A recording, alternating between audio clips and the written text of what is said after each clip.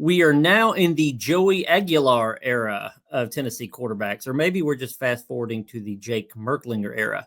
Either way, that's just one of the many topics surrounding the Vols and the transfer portal. So let's talk about it. Welcome to the Volunteer State. I'm Tennessee beat writer Adam Sparks of the Knoxville News Sentinel, and I am solo today. John Adams is out of town, actually out of state this week, and somewhat out of contact. So I'm going to go solo. I wanted to get you guys caught up. So this is going to be, it's been a couple weeks, I think, since we did a pod episode of the Volunteer State. But there's still plenty to talk about the quarterback situation. So I'm going to go solo. I'm going to catch you guys up on some of the things that are going on. This will probably be an abbreviated version this week since John is out. But two main things I want to talk about. I want to talk about Tennessee's portal strategy. The transfer portal door has been swinging both ways this spring for UT, but mostly outward. More guys leaving than coming in. So I want to talk sort of through UT's portal strategy and whether or not that's working. And that goes all the way back to December during the winter portal. That's going to be topic two, but topic one, I'm probably going to spend a little more time on, and that's the core. So for anybody that's been in the UT fan base, that's been under a rock for the last week or so, Joey Aguilar is your new quarterback. I guess it looks like a trade. Maybe we've maybe flippantly called it a trade for Nico Iamaleava. It's not a trade. It looks like one. If this were a trade in the NFL, this would be like Tennessee would be getting a Joey Aguilar plus cash because of the discrepancy between what they were paying Nico and what presumably they're paying Joey Aguilar. So they got Aguilar to discount. They didn't want to lose Nico, but they did. We talked about that on the pod last time. Tennessee looked in the portal and tried out. I mean, they kicked the tires on a lot of guys and a lot of established quarterbacks. But you know, I think we talked about it last episode.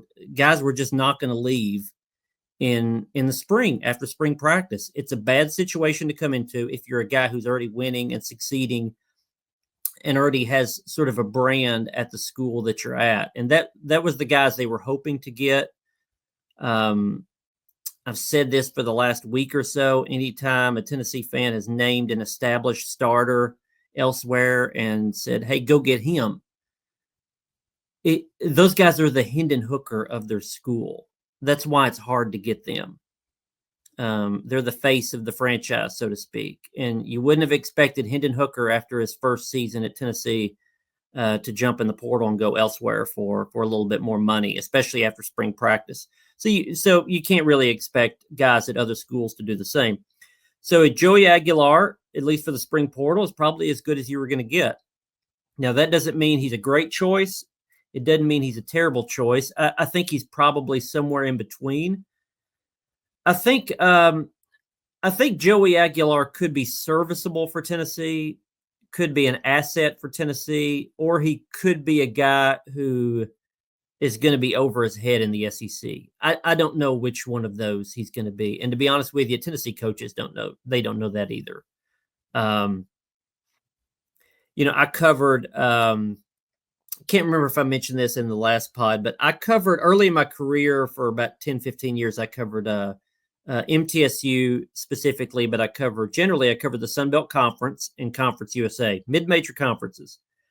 And I saw like a dozen different guys that were like of what I've seen of Aguilar, at least on film. Guys at Arkansas State and Louisiana Lafayette and a little bit at MTSU and Troy, good quarterbacks at Troy. Guys that were really, really good at that level. But there was just a little bit of something missing that kept them from moving up to like a Power 4 level. And I always wondered with a lot of those guys, if you took one of those guys and plugged them into an SEC program, how good would they be? Or are they at the right level, at the mid-major level? And Joey Aguilar right into that. I don't know if he's just a really, really good mid-major quarterback or if he's just a really good quarterback and he'll succeed at Tennessee. We'll find out. We'll find out here in just a few months, and Tennessee's coaches may know that a little bit more in the summer.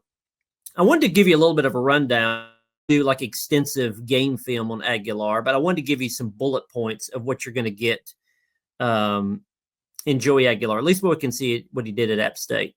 And this sort of brings up three questions I think that I think Tennessee coaches are going to have to answer about Joey Aguilar in the next few months. Question number one, is he good enough to play at this level? When I look at film, Aguilar can run, but he's more of a scramble guy than a design quarterback run guy, but he can give you a little bit of dual threat. So could be a positive. We'll see how that translates. He's a tough guy. At App State, he hung in the pocket a lot. He would take hits. He would extend plays. I think that could be a plus for him at Tennessee because he's coming in on short notice. He's got to win over a locker room, win over his teammates, win over coaches, win over a fan base. And if you're a guy that will take a shot in the chin because you hung in the pocket, you'll play with a bloody nose, so to speak. You can get some traction with that style of play, and that's what I saw out of him at App State. Throws a good deep ball. If you think of like if you gave Joe Milton and Nico, these Tennessee quarterbacks, if you gave them sort of put them on a scale of arm strength, like Joe Milton would be a 10 and Nico would be a 9. Some of the hardest throwing, strongest arms in college football, and Joe now in the NFL. Joey is not that. Joey Aguilar, at least from what I can tell on films, probably he's not a 5. He's not a weak arm. He's pretty strong arm. It's about a 7. And I think that helps him in deep ball throws because sometimes when you have the strongest arm, you lack touch. When a strong enough arm, you have touch. Hendon Hooker had that. I'm not going to compare Aguilar to Hooker, but Hooker had that. Good arm, not great arm. And I think that's probably what Joey Aguilar has, and that's why I've seen him throw some pretty good touch on deep balls. Tennessee could certainly use that because they missed on some deep shots the last couple of years. Misses on some intermediate throws. He's gonna have to fix that. Although I think when Joey Halsley, Tennessee's quarterback coach, gets a hold of Aguilar, what he's going to find is that some of his missed throws are because of footwork and mechanics. And if Aguilar was coming in with like 2 or 3 years to play here, you probably get that fixed over a long period of time. I don't know that you get that fixed like with a handful of hours with coaches in the summer and then one fall camp. Like I just don't know if you have time to get those habits out of him, any bad habits that he has. The bad habit that they have to get out of him is that he has been reckless with the ball sometimes. I don't know if it's his playing style, his mentality. He's been labeled as sort of a gunslinger, and that's probably accurate to some extent. But some of it is that he carried a big burden at App State. He was a star player 2 seasons ago. And so last season, they pretty much handed him the ball and said, you got to go make plays and you got to win games. Their defense was bad. He was playing from behind. He forced a lot of throws. So maybe he was reckless because he sort of had to be. He's probably not going to have to be as much at Tennessee. Defense is still going to be solid. He will have somewhat of a supporting cast. But I see a little Brett Favre in him. There's probably a better comparison, I would say, recently, but I'm dating myself a little bit here. Brett Favre was a guy who could run and extend plays, but he didn't look to run, just look to scramble. Athletic enough guy, would throw it into coverage, would take chances, but would also make some dumb throws. Joey Aguilar looks like a Brett Favre with a lesser arm to me, and there's some pluses and minuses to that. But so I mean, question number one, is Joey Aguilar good enough? I don't know. He's good enough to play pretty well in the mid-major level.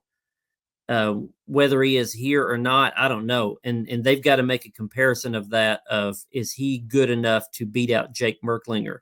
Because Merklinger does have some ability. Aguilar has the experience, and maybe that wins out. Maybe that wins him the job. They don't know. We don't know. None of those quarterbacks know. So question number two, is he too reckless? And I think this is probably what will get Aguilar on the field or we'll keep him off. I mentioned sort of that gunslinger mentality. Let me put some numbers on that. In 2 years at App State, Aguilar threw 56 touchdowns and 24 picks. 24 picks in 2 years. That's a lot of touchdowns. It's also a whole lot of picks. 14 of them last year. By comparison, Nico threw 5 interceptions last year. Joe Milton threw 5 interceptions in his Tennessee career. Hendon Hooker threw 5 interceptions, 58 touchdowns, 5 interceptions. So, you can, if you want to be glass half full guy, you can say quarterbacks in Josh Heupel's system and Josh Heupel coaching and Joey Halzle coaching, they don't throw picks. They are coached to make good decisions. They did that with those 3 guys I named, and they'll do that with Joey Aguilar. They'll coach the interceptions out of him. And that may be the case. If it's not the case, he's not going to play. Because if he's throwing interception, Josh Heupel will pull him and will give Merklinger a shot. Here's the counter to that, though. The Josh Heupel quarterbacks just don't throw picks argument. The counter is that for the most part, it's not like Josh Heupel, at least at Tennessee, has taken guys that threw a ton of picks and then he changed them. That's not what happened with Hendon Hooker. Hendon Hooker struggled at times at Virginia Tech before he came to Tennessee, but he didn't have a huge turnover problem. At Virginia Tech, Hendon Hooker threw 24 touchdowns, 7 picks. Now he was much, much better than that at Tennessee, but that's still a pretty good ratio. Hendon Hooker did not have an interception problem, at least not a big one when he came to Tennessee. They just improved what he already had. Joe Milton had a little bit of an interception issue at Michigan, 5 touchdowns, 6 interceptions. But he really didn't play enough for us to make a full judgment on that. Nico came as a freshman, so didn't play anymore. In high school, he didn't have interception problems. That's a whole nother story. But at Tennessee, 21 touchdowns, 5 picks. So every quarterback that Josh Heupel has had at Tennessee has been very careful protecting the ball. But for the most part, those guys didn't have a history of turning the ball over before they got here. Joey Aguilar does. And so they've got to coach that out of him.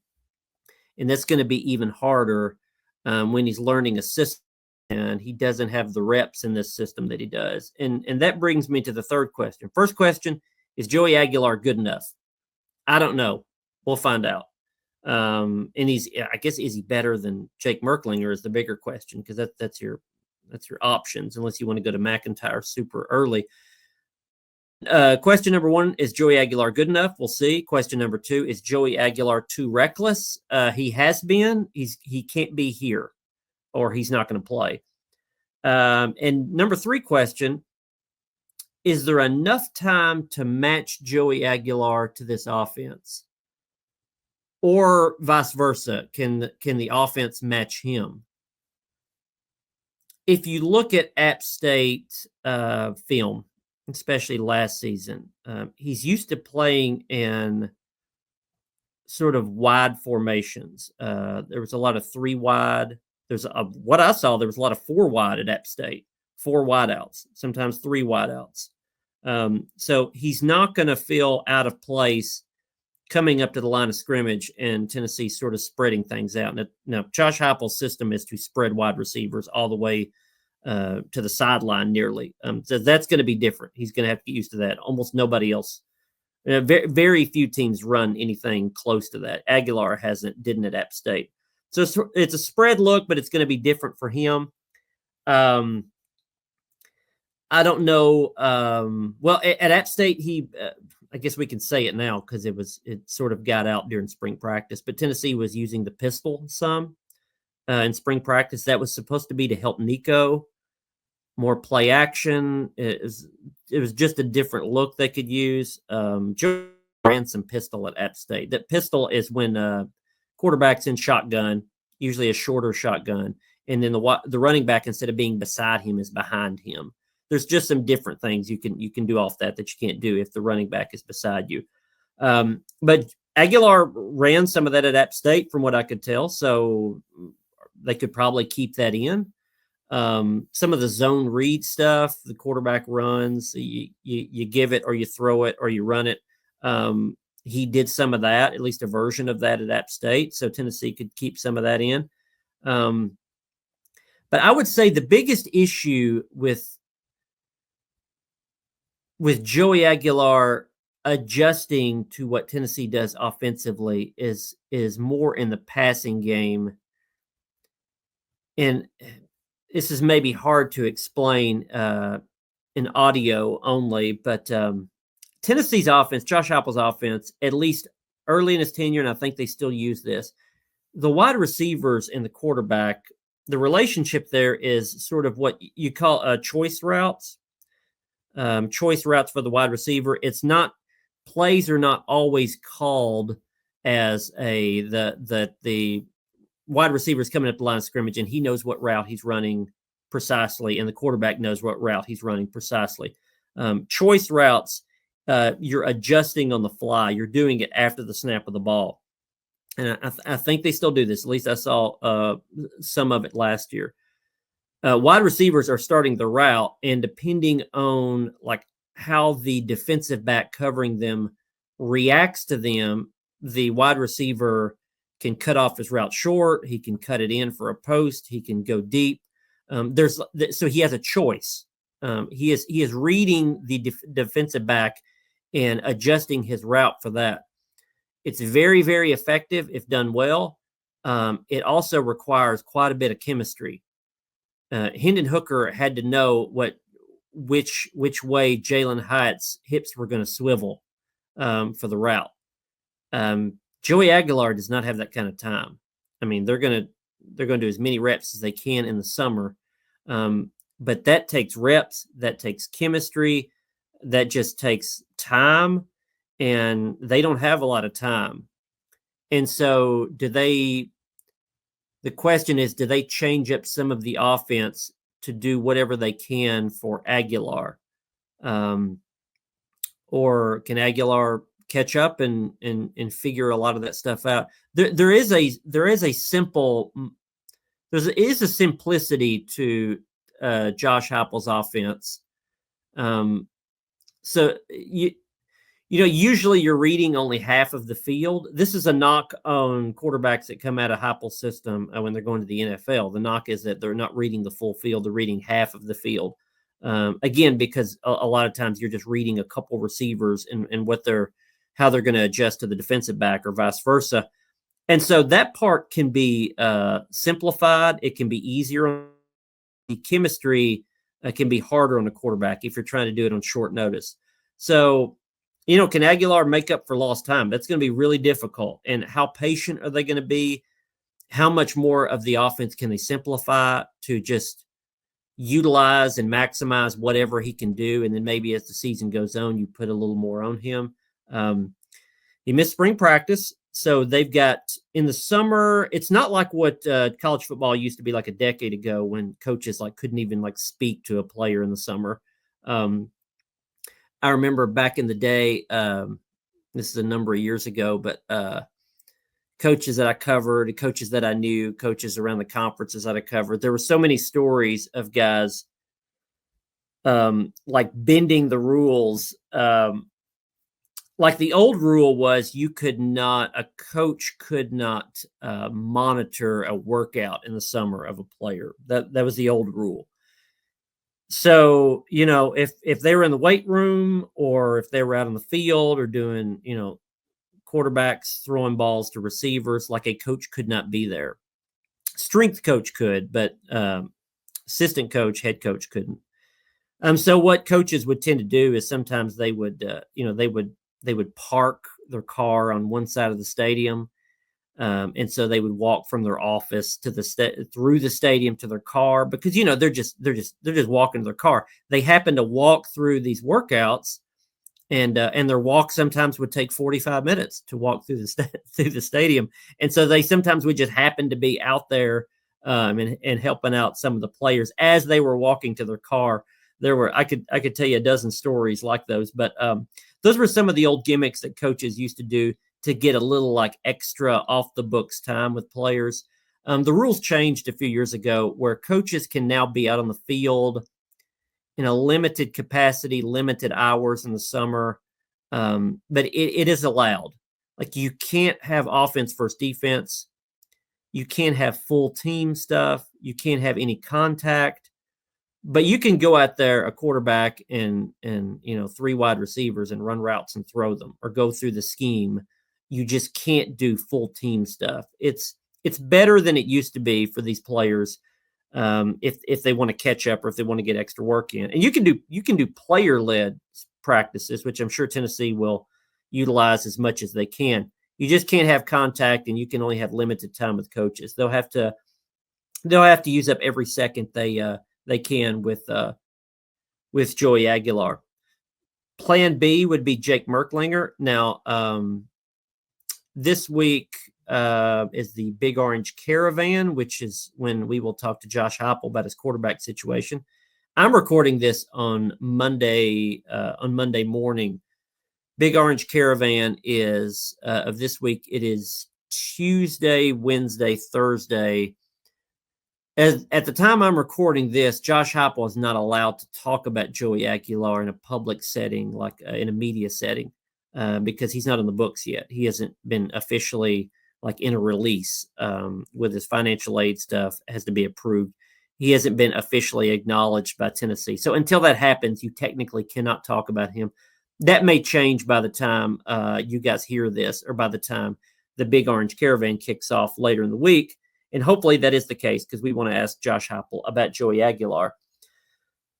But I would suspect, I don't guarantee it, when Josh Heupel talks about the quarterback situation, he's not going to say Joey Aguilar is our starter and Jake Merklinger is our 2 and George McIntyre is our 3. So everything that Josh Heupel is going to say about the quarterback situation is going to be about competition. And there's a chance Jake Merklinger could beat out Aguilar based on ability, based on the fact that he's not reckless with the ball, if that is the case, or just the simple fact that he knows the offense and he can run the offense, and there's not going to have to be chemistry built up with him in these wide receivers.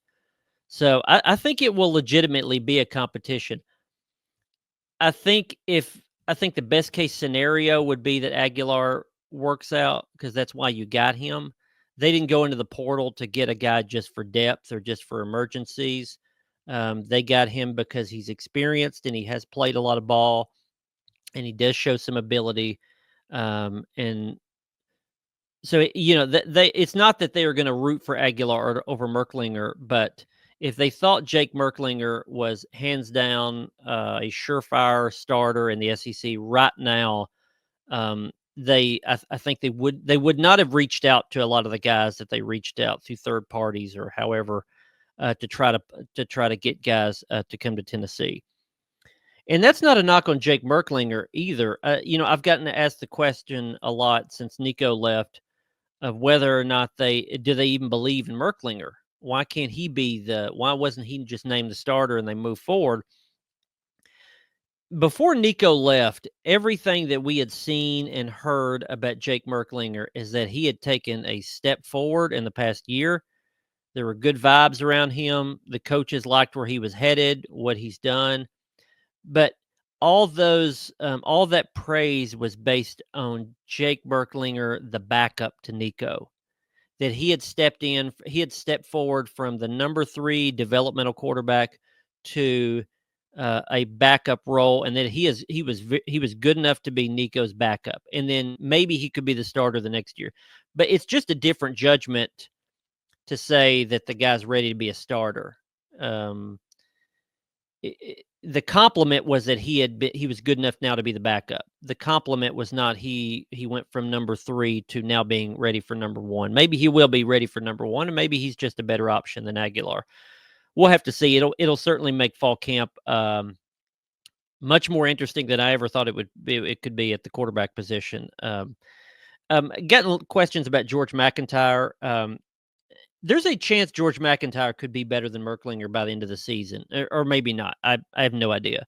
He showed some ability at the spring game. He showed some ability in spring practice. I think the spring game was probably one of his better showings of spring practice.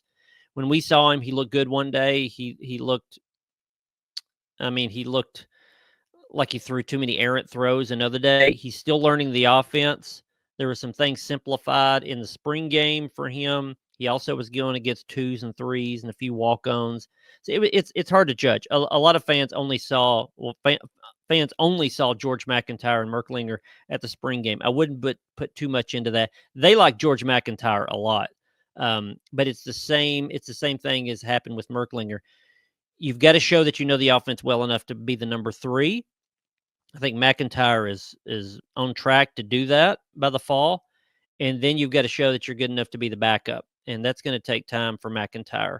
The bigger question for me is going to be whether or not in December it looks like McIntyre is better than Merklinger, because that could determine some things in the portal. And by then, we may have a better read on Merklinger because he may not be anywhere close to Aguilar. He may win the job out. Aguilar may not be ready, and Merklinger gets the job mid-year, and he could be good or bad, and that could determine his future at Tennessee. There's just so many iterations and scenarios that could come out of this. But they like Merklinger. They like McIntyre. We'll just see how they fall into those roles once Joey Aguilar gets here. So let's touch on one more thing. And this is sort of in the same vein, but a different way. I've gotten a lot of questions about the transfer portal and like Tennessee's strategy, or what some fans see as the lack of a transfer portal strategy. I admit, I think there are some concerns. Tennessee, I don't know if there is any blame. I don't know necessarily who to put the blame on at Tennessee. But here's some of the symptoms I see of some issues that Tennessee has had in the portal. They seem to be too slow to react. They seem to be like a step behind some other schools, at least contemporaries, SEC level schools, in getting a guy to campus, in identifying a guy, in reacting and landing guys. It just seems to take longer for Tennessee than a handful of other schools that seem more aggressive. Don't know if there's anybody to blame for that or the structure to blame for that. It just seems like they're a little slow. They're a half a step behind. There's thoughts of, are they low on money in terms of NIL? I don't think Tennessee's NIL budget or strategy has fallen behind. I just think that everybody else has caught up. They were ahead of the game when they got Nico. I think the field has caught up with them. And so I think Tennessee's NIL situation is no longer a strength, but it's not a weakness. It's just sort of where a lot of other schools at their level are. So you're not going to necessarily be able to go out and just outspend everybody. You're going to get some guys, you're going to lose others. Another one, and this sort of goes into a general manager question, is that I think it's reasonable to wonder how organized Tennessee is. And I think individuals within that building are organized. They have a guy that runs the portal for them, that his whole job is looking into the portal and scouting. There's a whole scouting team over there. There are guys that sort of manage the portal for them, that manage decisions and communications with player personnel guys.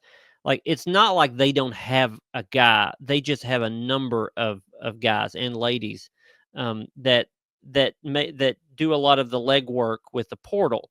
I don't know necessarily if they need to add a general manager or not. I read something the other day that most of the playoff teams from last season did not have a GM. A lot of teams in the SEC don't have a GM. I'm of the belief that if Josh Heupel can make the big decisions that a GM should be making, he should make them. He makes over $9 million a year. So going and hiring someone else that makes, 1/10 of his salary to run the roster, that you only do that if you have to. But maybe they have to. We'll see. It seems like some things come out of the blue sometimes with them, of guys going into the portal or threatening to go into the portal. it just seems like they're a little behind sometimes in some of their portal stuff. That being said, I would invite fans to think about other schools and that some of the frustrations you have with Tennessee, other fan bases feel those same frustrations. You just don't know it because you don't keep up with those teams. But I talk to beat writers around the SEC and around college football, and a lot of the narratives that you see around Tennessee in the portal and the angst that you feel, other schools are feeling that too. It's just different names and a different school and a different team. This is what the portal is. It's guys that you thought were going to be at the school for 4 or 5 years, and suddenly at the last minute they jump into the portal. It's guys that you think wouldn't threaten to leave for another 50 grand because they're loyal to their school and their team, and all they ever dreamed about was running through the T or whatever. And that's not the case with some of these guys. It's just the reality of it, and it's the reality pretty much anywhere in college football. It's not individual just Tennessee. I'll give you a rundown because I get a lot of these questions about what they're doing in the portal. So as the time I record this, again on Monday, they've had 6 players go into the portal in the spring, and they pulled one out. Joey Aguilar is the one they pulled out. I've heard some things that Jacoby Thomas may be coming back. I think that's reasonable to believe that he's not gonna transfer elsewhere. Jacoby Thomas, the safety, probably starting safety. So if they keep him in house, and by the time you hear this, we probably already have that definitive answer. That's a good get to keep him. But they brought in some defensive linemen the past few days. Whoever they get, and again, by the time you hear this, we're probably going to know who that is. Whoever they get at defensive line, Rodney Gardner will coach them up. They're not going to look great on paper when they get here. He will maximize their talent. They'll have some spot in the rotation, and they'll be a good, serviceable force defensive tackle or whatever role they have. Whoever they get at defensive line, I think will work out. It almost always does. And they have guys that were out in the spring with injuries that will presumably be back and have a role in the fall. They just got to get healthier there. That's why they had to get a defensive tackle, because they were wrecked with injuries in spring practice. So D-line, I think that's going to work out. Whoever the name is, it's going to work out. Wide receiver, it's just there's slim pickings out there. There really is. I mean, I've seen 5 or 6 guys, especially at the mid-major level, that jumped into the portal that I thought for sure Tennessee would go get one of those guys, and they didn't, or they were slow to get them, or before they could get them to campus, the guy would commit elsewhere. They still want to add one. Again, by the time you hear this, they may have already added one. Whoever that is, if there is a guy, it's probably not going to be a difference maker, and there really aren't a lot of difference makers out there. Especially for the right price that you're going to get in the spring. Those guys are in December. That's, I think, more of the criticism of Tennessee is that they should have gone and been more aggressive in December in the winter portal to get a wide receiver. There were a lot of guys there. Tennessee lost a lot of guys. They should have been more aggressive and gotten a guy. I think sometimes they're a little more cautious, a little too cautious that if they bring a guy in, they could lose other guys to the portal. Current players leaving.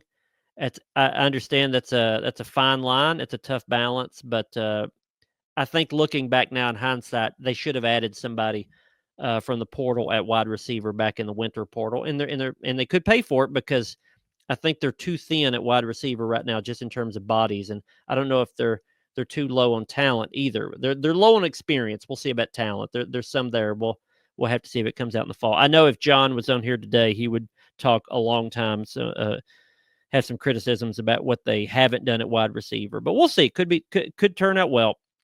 DB, I mentioned the Jacoby Thomas piece of this. They've lost 2 other DBs. They could add a guy, but there are some options there. They like their young players. There's a lot of that comes out of Tennessee these days. They like their young players. It's because their young players have to play. Now, if a guy doesn't play as a freshman and he doesn't play enough or start by the end of his sophomore year, he's going to look into the portal, and that's the reality of things these days. So on one hand, I believe them that they like their young guys. They also sort of better like their young guys because young guys are playing these days. If they're not playing, they're leaving. I get a number of questions from fans about offensive line and are they going to do something there? They did lose Larry Johnson, tackle in the portal. He was competing with David Sanders, the 5-star freshman at right tackle. David Sanders, obviously the number 1 tackle in the class, in the country. He obviously was going to have that starting position, if not sooner than later. Larry Johnson knew that, so he went in the portal to go find a better opportunity elsewhere. I'm glad that happened because I don't want to deal with the why is David Sanders going to start or not start. I think if you're paying a guy a lot of money, like I'm sure they are, you need to put David Sanders on the field and have him play. So, but aside from that, they're not going to add a bunch of offensive linemen in the portal because they've spent a lot of money on offensive line. There's a lot of money invested in that offensive line. We don't know how much because NIL is not public, but you hear rumblings about different guys, and they've had guys the last couple of years that have been recruited, were paid pretty well NIL, and stood on the sideline. And if you have that much money invested in a position group, they need to play. You don't need to go add more and more pieces and spend more money. So, I know we've talked about on here before about criticisms of Glenn Ellerby, the O-line coach, and that he has not had a recruit start at Tennessee. That will change in September because David Sanders is going to start. William Satterwhite may start at center. And if he doesn't, then one of Ellerby's recruits at guard will start. Jesse Perry is a possibility there. So there's going to be some Ellerby recruits, some guys they recruited at a high school that are going to start this year. They have to. Just the numbers don't work out otherwise. They don't have enough transfers to start everywhere. So that's why they're not being aggressive in going and getting more offensive line. They've got guys. They've got a log jam of guys. Those guys should be playing, and they're going to play. So I think looking forward, I think some of the portal strategy stuff needs to be streamlined more, whether that's a GM or that's just self-scout of how they've been a little sluggish with some guys, or maybe that's some discussions in terms of money, how they need to strategize that better. I think they probably need to do that. Josh Heupel has this thing about sort of he likes to be separate from money decisions, NIL decisions. That's a positive in some ways because when players come into his office, they can't say, Coach, you gave me X number of dollars last year. I want X plus this year. They can't have that conversation with him because he's not directly involved with that. He makes evaluations of players and their value. He doesn't put a dollar figure on it. So I think that there's some plausible deniability that helps Josh Heupel in those things. But it also hurts him, I think, because he can be not connected enough to those decisions. And so they can get a little behind in some of the money decisions. And they've got to figure out a way to balance those two things. Either Josh Heupel needs to be more involved or Josh Heupel needs to put a little more of that burden on other people and just be quicker about making decisions. But Tennessee has not lost in the portal. I wrote a piece in the News Sentinel back in, I think it was January, February, where I talked about the wins and losses they had in the portal. And if you look at Tennessee's portal activity of the guys that played last season, Tremont McCoy, Miles Kitzelman, Chris Brazel, those guys, those were all hits to some extent. They weren't all home runs. Some were singles, some were doubles. Tremont McCoy was a home run. It's All-American. Chris Brazel, I think, underperformed to some extent, but he wasn't a bust. He was a contributor. So they didn't miss on any transfers last year. They had big hits and moderate hits and some small hits. So I think sometimes when we have these criticisms about Tennessee in the portal, we're thinking of like what's happened in the last 2 weeks, not what's happened in the last 2 years. They've been pretty good in the portal. I think one additional criticism, though, is that they look for value picks and not guys that they're going to have to spend a lot of money on. They're not beating Ohio State for guys in the portal. they're beating teams more, a step down from that for guys in the portal. And that's how you get, sometimes that's how you get a Jermod McCoy. That's a 3-star transfer, but he turns into a 5-star top player. Maybe that's the way they have to do it. That means their evaluations have to be locked in and have to be really, really good. I thought last season their portal guys were pretty good. It's just, I think moving forward, Josh Heupel's recruiting has been like a B minus, and his portal guys have been like a B minus. And so their evaluations sometimes have been a B minus, and their coaching has been better than that, and that's why they were in the playoff last year. But you're just looking to pop more in the portal, and I think they've got to figure out a way to do that. But that didn't happen this time because they got some okay pickups, but not. I don't know that they got some knock it out of the park pickups. We'll see though. I like Wendell Moy, by the way, the guard that they got in the offseason, Arizona. I think they could be better on the offensive line than we think otherwise. But the big one that's going to make a big difference is Joey Aguilar. We've talked a lot about him today. Talk about him quite a bit over the next weeks and months until we know what we've got, and when Tennessee knows what they got. So I'm glad that you guys hung around with me. I hope that you did on this solo version of the pod. John's going to be back next episode, maybe even next week, and I'll give you guys a rundown a little bit of what Josh Heupel said at the Big Orange Caravan. Hopefully he gets to talk about the quarterbacks, and we can peek into a little bit more of what he thinks about him and not just what we think about him. Check out our coverage, all of our UT coverage at KnoxNews.com. Football's still going through a lot of portal activity.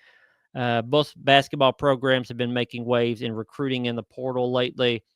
Vols baseball are struggling a little bit now, but that's still a top 10 teams trying to make its way to Omaha eventually. Lady Vols softball's been number 1 in the country for a couple of weeks, so plenty to keep up with, and we've got it all at KnoxNews.com. Share this podcast with your fellow UT fans. We'd love you to subscribe to it as well, just to make sure you never miss us. And thanks for listening to this episode of The Volunteer State.